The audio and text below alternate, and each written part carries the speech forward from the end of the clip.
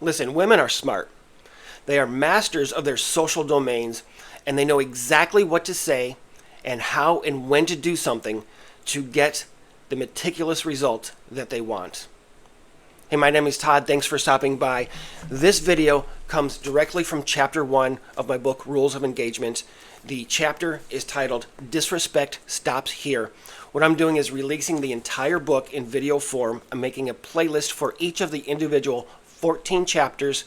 This is part 4 of Chapter 1. So check my playlists for previous videos.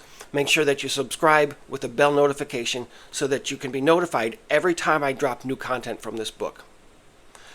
All right, so many women sneak in calculated disrespect under the radar, wrapped in what they would say is a joke, right? Or flirty interjection of downplaying your values.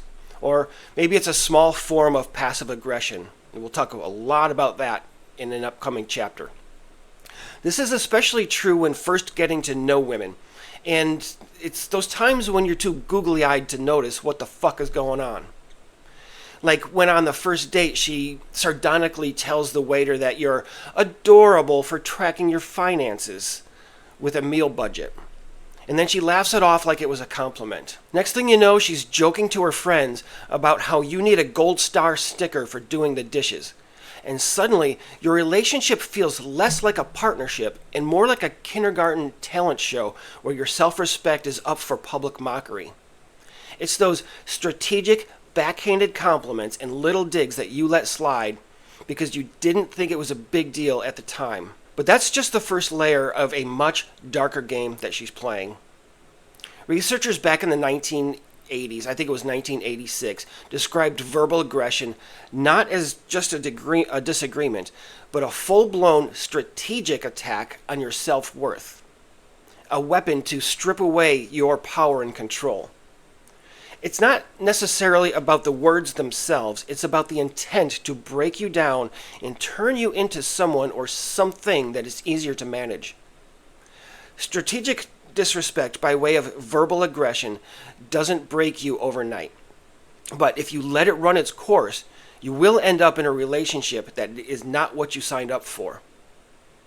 Infante and Wigley, those are the ones I mentioned a moment ago, made it clear that insolence, such as verbal aggression, isn't random outbursts of anger. Many times, it's a calculated tactic to weaken your defenses and shift the balance of power in the relationship. You've probably experienced it before, and what was once brushed off as honest feedback, right, about the cheap-ass car you drive, becomes an intentional weapon to shame you and make you question yourself. Because she'll defend her ground by saying you're too sensitive or that you're overreacting when you push back. And because she's good at strategizing your insecurities, you'll start questioning your own reactions. Hell, you'll actually feel bad for defending yourself. And there it is. The manipulation strategy worked.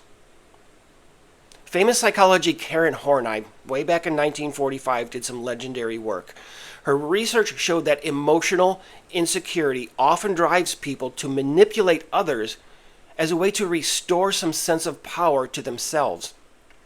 For women in romantic relationships, that insecurity wears a mask that looks like vulnerability or just needing to be heard.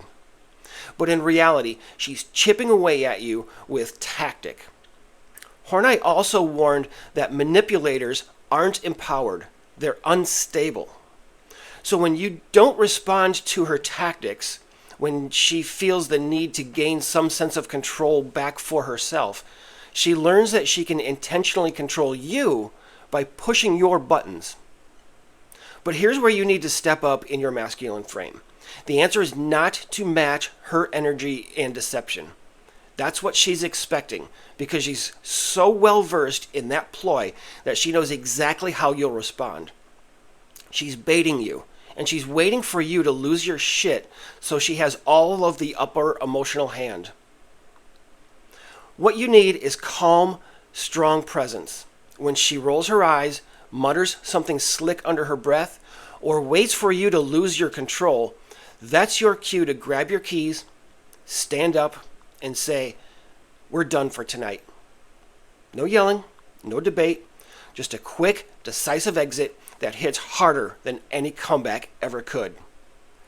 Because when you play her game and you don't acknowledge her verbal aggression, you're complicit in her strategic plan by showing her that her violations have no consequence. Or worse yet, you reward her with emotional volatility that only arms her for future wars. So remember that masculinity in relationships doesn't mean being perfect or never having emotions. It's about calling out her strategic war of words in the moment when it matters. It's about knowing when to stay calm, when to call out bullshit, and when to step away. Because disrespect isn't a random event. It's a pattern, as again, we'll cover this in a much more detail in a later chapter. And if her pattern continues, it stops being her problem and it becomes yours. Infante and Wigley, as well as Horney, taught us that strategic verbal aggression and manipulation thrive in environments that have weak, unenforced rules of engagement. So if she keeps belittling you or shifting blame despite having been given clear limits, then it's not a misunderstanding. It's a hostile takeover. And you're not being kind by tolerating her repeated defilements. You're being conquered. If you're in a relationship or with a woman in which you recognize that verbal aggression is happening, but you have not yet addressed it, my recommendation is to make a statement something along these lines. I don't engage in relationships where sarcasm and dismissiveness are acceptable. If we're going to move forward, respect has to be the foundation of the relationship. Are you willing to do that? But if you've seen this pattern over and over and you're tired of it, and you just need some time to consider what to do and how to get out, I recommend something along these lines. What started as a minor disrespect has turned into something deeper over time, and I won't tolerate it any longer. It ends now because I respect myself too much, and I'm choosing to exit this relationship.